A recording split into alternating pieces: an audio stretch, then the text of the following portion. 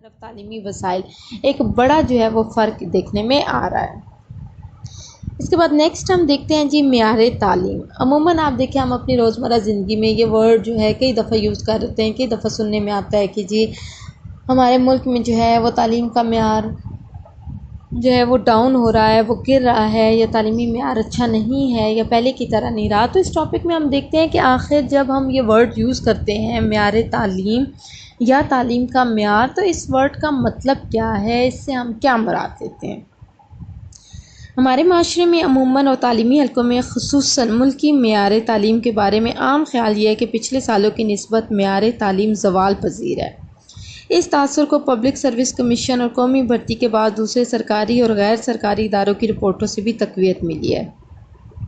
وہی چیز کہ ہمارے معاشرے میں یہ عام تاثر ہے، اور بہت سی پھر آپ دیکھ لیں تو اداروں کی رپورٹس نے بھی اس تاثر کو تقویت دی ہے کہ ہمارے ملک کا جو تعلیمی معیار ہے وہ گر رہا ہے۔ تو کیا واقعی ہمارا تعلیمی معیار پہلے کی نسبت گر گیا ہے، یا صورتحال اس کے برعکس ہے؟ معیار تعلیم سے ہم کیا مراد دیتے ہیں، اس کو ہم کس طرح جانچ سکتے ہیں، اس پر اثر انداز ہونے والے عوامل کون سے ہیں؟ کیا امتحانات کے نتیجے کے طور پر حاصل شدہ نمبروں، ڈویژنوں اور گریڈوں کو تعلیم کا معیار سمجھا جا سکتا ہے؟ اب یہ تمام وہ کوسچنز ہیں جو ہم لوگوں کے ذہن میں آتے ہیں۔ ہم اپنی روزمرہ زندگی میں کسی چیز کے اچھا یا برا ہونے کا فیصلہ اس کی خوبیوں، خامیوں اور صفات کو دیکھ کر کرتے ہیں۔ جس چیز میں صفات اور خوبیاں دوسروں کی نسبت تعداد میں زیادہ مستقل اور پائیدار ہوں گی، ہم اس کے معیار کو زیادہ اچھا کہیں گے۔ اس کا مطلب یہ ہوا کہ کسی چیز کے معیار کا تعلق اس میں خوبیوں کی تعداد، ان کے مستقل ہونے اور ان کے ویسی ہی کسی دوسری چیز کے موازنے سے کیا جاتا ہے۔ ہم بعض اشیاء کے بارے میں مقداری یا ہندسی انداز میں پرکھ کرتے ہیں اور بعض کے بارے میں صفاتی انداز اختیار کرتے ہیں۔ تو ان لائنز میں جو چیز بتانے کی کوشش کی گئی ہے وہ یہ ہے کہ جب ہم کسی چیز کے معیار کی بات کر رہے ہوتے ہیں، یا جب ہم کسی چیز کے اچھا یا برا ہونے کا فیصلہ کر رہے ہوتے ہیں کہ یہ چیز اچھی ہے یا نہیں ہے، تو ہم اس کا اندازہ اس کی خوبی اور خامی کو دیکھ کر لگاتے ہیں۔ اور اوبویسلی جس چیز کی خوبیاں جو ہیں اس کی خامیوں سے زیادہ ہوں گی، یا اس ہی جیسی کسی دوسری چیز کے مقابلے میں اس میں خوبیاں زیادہ ہوں گی، تو ہم بولیں گے کہ یہ چیز اچھی ہے۔ اب ہمارا یہ جو اندازہ لگانا ہے کسی چیز کے بارے میں اچھا یا برا کا، یا کسی چیز کو جب ہم پرکھتے ہیں تو دو طرح سے پرکھ سکتے ہیں۔ ایک ہوتا ہے جی ہندسی، یعنی فگرز کی فارم میں، کہ جہاں ہم کیلکولیٹڈ فارم میں بتاتے ہیں کہ یہ چیز دوسرے کے مقابلے میں اتنی اچھی ہے۔ اور دوسرا ہو گیا جی صفاتی، کہ جس میں ہم کسی چیز کی صرف اس کی خوبی کو بتا رہے ہوتے ہیں۔ اب اس کی اگزامپل انہوں نے کیسے دی ہے کہ جیسے ہم اگر کسی میز کا جائزہ لیتے ہیں تو ہم اس کی لمبائی، چوڑائی اور اونچائی جو ہے اس کو ہم ہندسوں میں بیان کرتے ہیں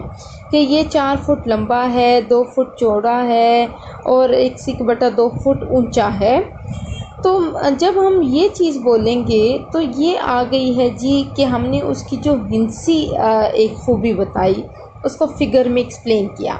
لیکن اس کے رنگ اور روغن اور لکڑی کا جائزہ لیتے وقت ہم لکڑی اور رنگ کی صفات بیان کرتے ہیں کہ اب ہم لکڑی کو یا روغن کو ہم فگر میں نہیں بتا سکتے، بلکہ اب ہم اس کی صفت بیان کریں گے کہ جیسے لکڑی اچھی ہے، بہت اچھی ہے، یا خراب ہے،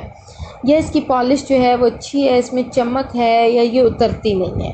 تو اس طرح ہم نے ایک ٹیبل کو اس کی صفات جو ہیں وہ ہندسوں کی صورت میں بھی جو ہیں وہ بیان کی ہیں، اور صفاتی جائزے کی بنیاد پر بھی ہم نے اشیاء کے معیار کا فیصلہ کیا ہے۔ تو اس طرح جب اشیاء کی جو ہے ان کی جانچ پڑتال یا ان کے بارے میں جب ہم کسی رائے کو قائم کریں گے، تو اس رائے کو قائم کرتے ہوئے ہم ہندسی اور صفاتی دونوں جائزے جو ہیں وہ سامنے لائیں گے۔ بالکل یہی چیز جو ہے تعلیم کے معیار کا فیصلہ بھی جو ہے اسی خطوط پر کیا جاتا ہے کہ تعلیم کو بھی ہم پھر اس کے ہندسی اور صفاتی جائزے اور پرکھ کے بعد ہی کرتے ہیں۔ تو یہ ایک ایگزامپل انہوں نے دی تھی۔ آگے جی کہ معیار تعلیم سے مراد تعلیم اور تعلیمی عمل میں شامل تمام عناصر کی خوبیوں اور صفات کی تعداد اور ان کی پائیداری کے ایک ایسے موازنے کا نام ہے جو ایک کم از کم طے شدہ ہندسی یا صفاتی سطح سے کیا جائے۔ تو یہ اب انہوں نے ڈیفینیشن دی ہے کہ ہم معیار تعلیم کو کیسے ایکسپلین کریں گے کہ معیار تعلیم سے ہم یہ مراد لیں گے کہ جو تعلیمی عمل ہے اس میں جتنے بھی عناصر ہیں ان کی جو خوبیاں ہوں گی، ان کی جو صفات ہوں گی اور ان کی پائیداری جو ہوگی کہ یہ صفات کتنا ٹائم جو ہے وہ چلتی ہیں۔ تو جب ہم ان کا ایک موازنہ کریں گے کم از کم طے شدہ ایک ہندسی یا صفاتی سطح سے، کہ جو ہم نے ایک سٹینڈرڈ سیٹ کیا ہوگا، جب اس کے ساتھ ہم کمپیریزن کریں گے کہ یہ اس معیار کے مطابق ہے، اس سے اچھی ہے یا اس سے ڈاؤن ہے، تو ہم اس کو معیار تعلیم کا نام دیں گے۔ تو معیار تعلیم وہ کسوٹی ہے جس سے موازنہ کر کے یہ دیکھا جا سکتا ہے کہ طلباء کی استعداد اور اکتساب میں کس حد تک اضافہ ہوا ہے۔ یعنی جب ہم طلباء اور اساتذہ کی قابلیت، ان کی مہارت، صلاحیت اور اکتساب کا نمبروں، فیصد یا اوسط وغیرہ کے لحاظ سے ہندسی انداز میں یا ڈویژن اور گریڈ کے لحاظ سے صفاتی انداز میں پہلے سے موجود یا کم از کم طے شدہ سطح سے موازنہ کر کے اس کو اچھا یا برا کہتے ہیں، تو دراصل ہم تعلیمی معیار ہی کی بات کر رہے ہوتے ہیں۔ تو اب آپ کو سمجھ آئی کہ جب ہم یہ دیکھتے ہیں کہ طلباء جو ہیں انہوں نے کس حد تک لرننگ کی ہے، انہوں نے کس حد تک ہنر حاصل ہوا ہے، یا طلباء اور اساتذہ کی قابلیت کتنی تھی، ان کی مہارت کو جب ہم فیصد میں یا پرسنٹیج میں نکالتے ہیں، تو اس طرح ہم اس کو ہندسی طور پر اس کا ایک جائزہ لے لیتے ہیں۔ یا جب ہم اس کی ڈویژن اور گریڈ کے لحاظ سے ہم اس کی صفت بتا رہے ہوتے ہیں کہ یہ اے فرسٹ ڈویژن لی ہے، سیکنڈ ڈی ہے، یا اے پلس گریڈ ہے، اے گریڈ ہے، تو یہ اس کا ایک صفتی آپ کہہ سکتے ہیں کہ پیمانہ ہو جاتا ہے۔ تو جب ہم اس کو ان ہندسی اور صفاتی جو خوبیاں ہیں، اس کو جب ہم کمپیئر کریں گے ایک کم از کم سٹینڈرڈ لیول جو ہم نے سیٹ کیا ہوا ہوگا اس سے، تو تب ہم اصل میں تعلیمی معیار ہی کی بات کر رہے ہوتے ہیں۔ اسی طرح ہم طلباء کے حاصل کردہ جو انفرادی اور اجتماعی نمبر ہیں، ان کی جو اوسط ہے اور جو فیصد ہے مختلف مضامین میں جو بچے نمبر حاصل کرتے ہیں، تو اس کی بنا پر ہم اسکولوں اور اساتذہ کے معیار تدریس کا اندازہ لگاتے ہیں کہ فلاں اسکول جو ہے وہاں کے بچوں کی اتنی پوزیشنز آئیں، یا وہاں کے بچوں کا رزلٹ جو ہے وہ اتنا پرسنٹ تھا، بچوں کا جو ہے مختلف سبجیکٹ میں جو پرسنٹیج تھی وہ یہ تھی۔ تو اس سے ایک طرف تو ہمیں اساتذہ جو ہیں ان کا معیار پتہ چل رہا ہوتا ہے، دوسری طرف جو ان کا آپ کہہ سکتے ہیں کہ تدریسی معیار تھا ٹیچر کا، یا جو اسکول کا ایک سٹینڈرڈ تھا، اس کا ہمیں پتہ چل جاتا ہے۔ لیکن یہ معیار تعلیم کو جانچنے کا ہندسی یا عددی پہلو ہے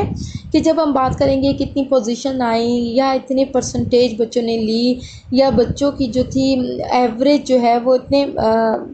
پرسنٹ میں سٹینڈ کر رہی ہے، تو یہ اب ہم بولیں گے کہ ہم نے تعلیم کا جو معیار چیک کیا وہ ہم نے ہندسی معیار جو ہے وہ چیک کیا۔ تو جسٹ اس ہندسی کی بیس پر ہم معیار تعلیم کا حتمی فیصلہ نہیں کر سکتے، کیونکہ یہ تعلیم کی صرف ایک آپ کہہ سکتے ہیں کہ پہلو تھا ہندسی۔ بعض صورتیں تو ایسی بھی ہوتی ہیں کہ جن کے نمبر لگانا ممکن نہیں ہوتا، یا ان کو ہم فگرز میں شو نہیں کر سکتے۔ فار ایگزامپل کہ اگر کسی طالب علم کی جو تحریر ہے، اس کی ہینڈ رائٹنگ جو ہے وہ اچھی ہے، خوبصورت ہے، یا بچے کے کام کرنے کے طریقے اچھے ہیں، یا اصولوں کے مطابق ہیں، یا اس بچے کا انداز گفتگو کیسا ہے، اس تعلیمی ادارے نے نصابی اور ہم نصابی سرگرمیوں میں کتنے انعامات اور پوزیشنز لی ہیں، اساتذہ اور طلباء نے کس قدر تعلیمی، سماجی اور معاشی سرگرمیوں میں حصہ لیا ہے، ادارے کے جو فارغ التحصیل طلباء تھے انہوں نے جو علم حاصل کیا تھا اور تربیت حاصل کی تھی عملی زندگی میں، اس کو وہ کیسے اس پر عمل پیرا ہو رہے ہیں۔ تو یہ تمام وہ چیزیں ہیں کہ جن کے ہم نمبر نہیں لگا سکتے۔ اگر یہ ناممکن نہیں ہے تو لیکن مشکل ضرور ہے۔ لوگ عام طور پر ان معاملات اور سرگرمیوں سے طلباء، اساتذہ اور تعلیمی اداروں کے معیار کا اندازہ لگاتے ہیں۔ ان کو بہت بہتر، بہتر، درمیانہ اور درمیانے سے کم یا خراب کے نام دیتے ہیں۔ تو یہ بھی آپ کہہ سکتے ہیں کہ اب ہم نے تعلیم کو جج کیا، کہ ہم نے کہا کہ بہتر ڈسپلن ہے اس ادارے کا، یا اس ادارے کی نصابی سرگرمیاں بہت بہتر ہیں، یا ہم نصابی سرگرمیاں جو ہیں وہ بہتر نہیں ہیں۔ تو جب ہم ان تمام چیزوں کو جج کر رہے ہوتے ہیں تو اب ہم بولیں گے کہ ہم نے تعلیم کو صفاتی جو ہے اس پہلو سے چیک کیا ہے۔ تو اس طرح سے یہ معیار تعلیم کو جانچنے کا صفاتی پہلو ہو گیا۔ یہ ممکن ہے کہ ایک طالب علم ہندسی اعتبار سے 85% نمبر لے کے امتحان میں کامیاب ہو جائے، لیکن اپنے علمی فہم اور ادراک اور اطلاق کے لحاظ سے مطلوبہ صلاحیت نہ رکھتا ہو جس کی سے توقع کی جاتی ہے۔ اس لیے ضروری ہے کہ معیار تعلیم کا تعین ہندسی اور صفاتی دونوں پہلوؤں سے کیا جائے۔ تو اب آپ کو سمجھ آئے کہ ہم نے جو ہے معیار تعلیم کا جب بھی ہم جائزہ لیں گے یا اس کو جانچیں گے تو ہم اس کا ہندسی پہلو بھی دیکھیں گے اور صفاتی پہلو بھی۔ اب اس کو انہوں نے کتنی خوبصورت اگزامپل پیش کی کہ ایک بچہ ہے، اس نے 85% لے لی ایگزامز میں اور وہ پاس ہو گیا، لیکن پاس ہونے کے بعد اس بچے کا فہم جو تھا وہ اتنا کلیئر نہیں تھا، یا جو اس نے نصاب پڑھا، جو کورس پڑھا، اس پر اس کو ایک عبور حاصل نہیں ہوا، اس کا ادراک اس کو حاصل نہیں ہوا، یا آگے چل کر بچہ اس کا اطلاق نہیں کر سکتا، اپنی اس اسٹڈی کو وہ اپلائی نہیں کر سکتا، آگے مزید ایڈمیشنز لینے کے لیے اگر وہ کوئی ٹیسٹ پاس نہیں کر سکتا یا کسی پریکٹیکل لائف میں وہ اس چیز کو اپلائی نہیں کر سکتا، تو اب ہم نے غلطی کر دی معیار تعلیم کا جسٹ 80% جو ہے وہ کر کے، کیونکہ ہم جب تعلیمی معیار کی بات کریں گے تو ہم ہندسی اور صفاتی دونوں پہلو جو ہیں ان کو دیکھیں گے۔ ہم اپنے طلباء اور اساتذہ سے کیا توقعات رکھتے ہیں، ان کی کارکردگی کو کیسا اور کس مقام پر دیکھنا چاہتے ہیں، یہ توقعات نصاب میں مقاصد کے طور پر شامل ہوتی ہیں، اور یہی مقاصد جو ہیں وہ معیار تعلیم کا تعین کرتے ہیں۔ یہاں یہ بات بطور خاص یاد رکھنا ضروری ہے کہ معیار تعلیم دراصل طلباء، اساتذہ اور تعلیمی اداروں کی کارکردگی، صلاحیت، استعداد اور اکتساب کی کم سے کم حد ہے، جس کی زیادہ سے زیادہ حد کا تعین نہیں کیا جا سکتا۔ کہ جب ہم بات کریں گے معیار تعلیم کی تو اس سے ہماری مراد یہ ہوگی کہ اس ادارے کے جو طلباء تھے، اس ادارے کے جو اساتذہ تھے، ان کی کتنی قابلیت تھی، ان میں کتنی صلاحیت تھی، ان کا اکتساب کتنا اچھا تھا۔ تو یہ ان تمام چیزوں کو جانچنے کی کم سے کم حد ہے کہ جب ہم معیار تعلیم کی بات کریں گے یہ کم سے کم اس کی حد ہوگی، جبکہ زیادہ سے زیادہ حد جو ہے اس کا تعین نہیں کر سکتے ہم لوگ۔ ہاں، ان کے کم ہونے کی صورت میں معیار تعلیم کے گرنے کا اشارہ ہوتا ہے جو قابل قبول ہوتا ہے، کہ جب ہم نے ایک سطح کم سے کم طے کی معیار تعلیم